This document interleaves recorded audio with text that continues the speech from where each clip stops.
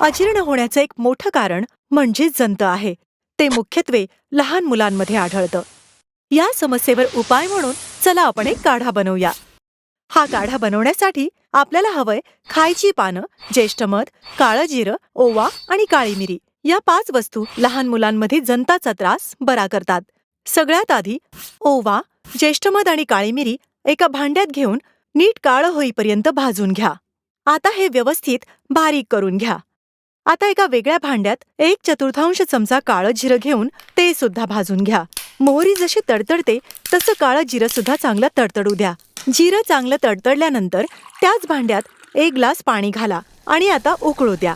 आता त्यात कुटून बारीक केलेल्या साहित्यातील 1/4 चमचा पावडर घाला. आता त्यात एक खाण्याचं पान 3 ते 4 तुकडे करून घाला. आता हे 1 ग्लास पाणी अर्धा ग्लास होईपर्यंत उकळू द्या. मग थंड करून गाळून घ्या. मूल 1 किंवा 2 वर्षांपर्यंत असेल तर त्याला 10 मिली पाजू शकता. 5 वर्षापर्यंतच्या मुलांना 30 मिली देऊ शकता. नियमितपणे हा काढा मुलांना दिल्यास जंतामुळे मुलांचे पोट फुगणे आणि जुलाब या गोष्टी बऱ्या होतात.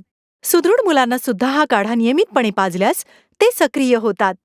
कारण ह्या काढ्यातल्या काळ्या जिऱ्यामध्ये fatty acid, amino acids, vitamins आणि मिनरल्स असतात.